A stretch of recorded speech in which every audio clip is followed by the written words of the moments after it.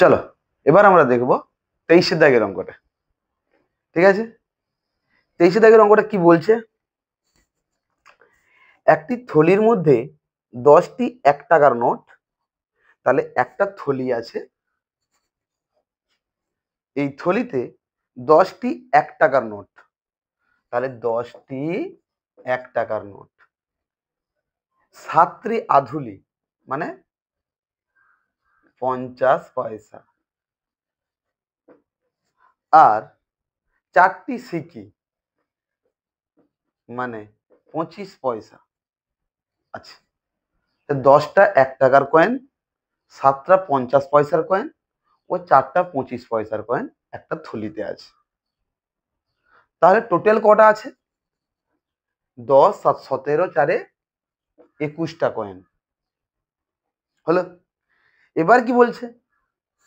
থলির মধ্য থেকে উদ্দেশ্যহীনভাবে নেওয়া 3টির মধ্যে, তাহলে 21টা মুদ্রা আছে, সেখান থেকে আমি 3টা মুদ্রা তুলব। প্রথম কথা, তাহলে 21টা মুদ্রার মধ্য থেকে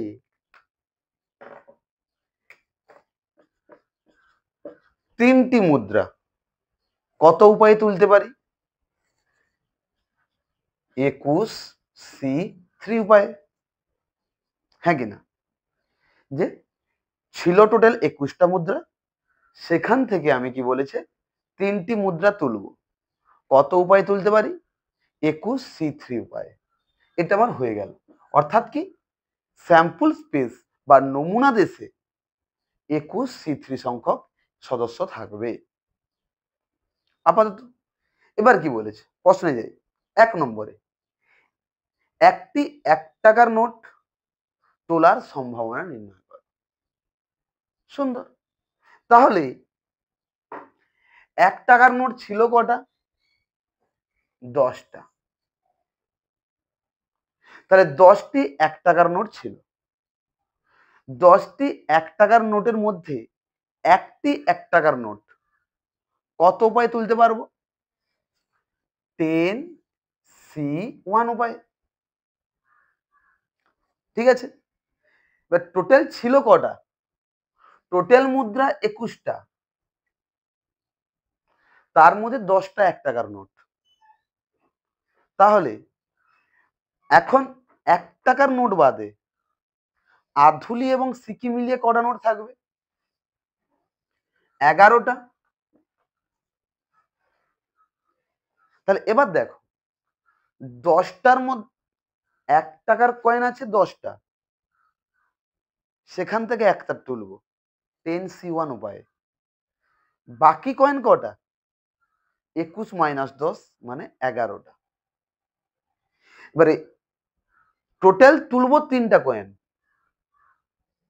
তার মধ্যে 1 টাকার কয়েন একটা, বাকি কটা কয়েন? 2টো কয়েন। কারণ আমাকে ফার্স্টে কি বলেছে? 21টার মধ্য থেকে 3টা কয়েন তুলবো। তাহলে তুলবো 3টা কয়েন, তুলবো 3টা, কিন্তু সম্ভাবনা বের করতে বলেছে কার? 1 টাকার কয়েন একটা। হ্যাঁ, 1 টাকার নোট একটা। তাহলে বাকি কটা? বাকি 2টো। তাহলে 10টার মধ্য থেকে 10টা 1 টাকা নোটের মধ্যে থেকে একটা 1 টাকার নোট তুলবো, এবং বাকি যে 11টা কয়েন আছে ওখান থেকে 2টো তুলবো। তাহলে বাকি 11টার মধ্যে থেকে 2টো আমি কত উপায়ে তুলতে পারি? 11C2 উপায়ে। তাহলে আমার টোটাল সম্ভাবনা বের করানোর সময় কি করব? টোটাল সম্ভাবনা বের করানোর সময় আমরা করবোটা কি? 10C1 into 11C2 by 21C3। 21C3টা কি? স্যাম্পল স্পেসের এলিমেন্ট। 21টার মধ্য থেকে, এটা এখান থেকে এসছে, 21টার মধ্য থেকে 3টা তুলবো 21C3 উপায়ে। 10 টাকার নোট 1 টাকার কয়েন 10টা ছিল, তার মধ্যে থেকে একটা তুলেছি, আর বাকি 11টা কয়েন ছিল, সেখান থেকে 2টো উঠবে। ঠিক আছে, আশা করি বোঝাতে পারলাম। তাহলে সম্ভাবনাটা কিরকম দাঁড়াবে?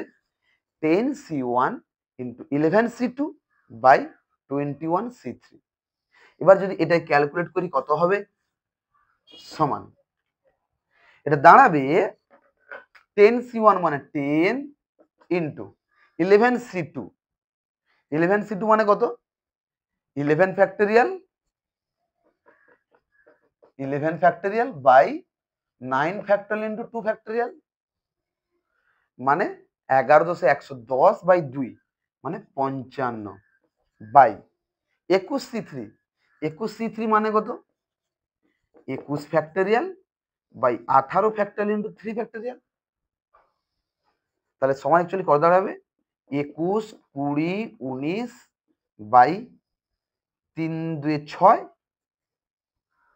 তাহলে 2 3 6, 2 10 20, 3 7 21। তাহলে 7 ইন্টু 10 ইন্টু 19, 10 10 কেটে গেল, উত্তর হবে কত? 55 বাই 19 সাথে 153। তাহলে 1 টাকার কয়েন তোলার সম্ভাবনা 55 বাই 153। দুয়ের দাগ কি বলছে? আশা করি বোঝাতে পারলাম। দুয়ের দাগ কি বলছে দেখি। আচ্ছা, এর অ্যান্সারটা কত আছে দেখি? 23 দাগে 55 বাই 153। এবার এর একটা সেকেন্ড পার্ট আছে। সেকেন্ড পার্ট কি বলছে? বলছে 3টি 1 টাকার নোট তোলার সম্ভাবনা।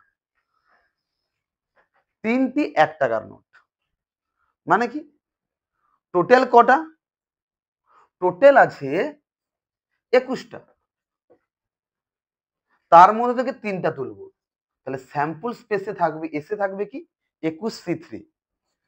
21C3 ইন্টু 3টি 1 টাকার নোট। তাহলে 1 টাকার নোট ছিল কটা? 10টা। এই 10টার মধ্যে থেকে 3টা, মানে 10C3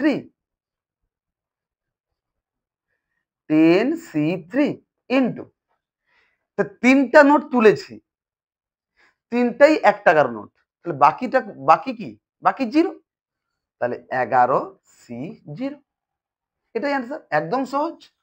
তাহলে এটা সমান কত হবে?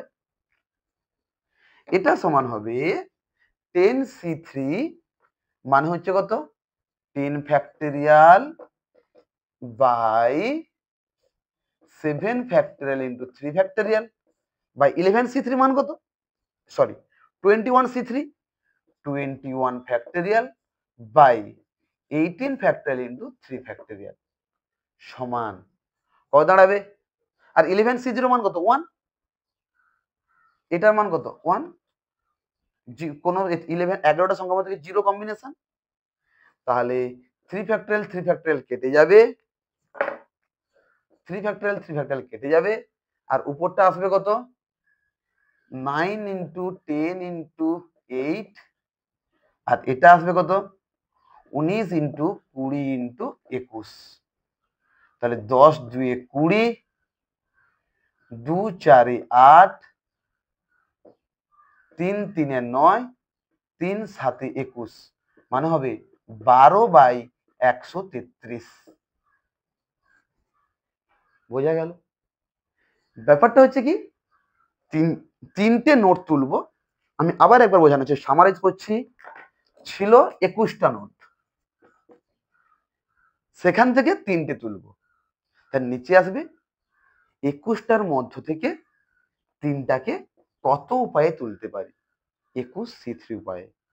আর তাহলে উপরে কি আসবে? উপরে আসবে ছিল কটা 1 টাকার নোট? 10টা, 10C3। এটা এর অ্যান্সার কত আছে দেখা যাক। 23 12 বাই 133। আশা করি বোঝাতে পারলাম। এর আরো একটা পার্ট আছে। আরো একটা পার্ট কি বলছে? বলছে প্রত্যেক প্রকারের মুদ্রা একটি করে। এটা কিন্তু খুব সুন্দর প্রশ্ন। প্রত্যেক প্রকারের মুদ্রা একটি করে মানে কি? টোটাল 21টা,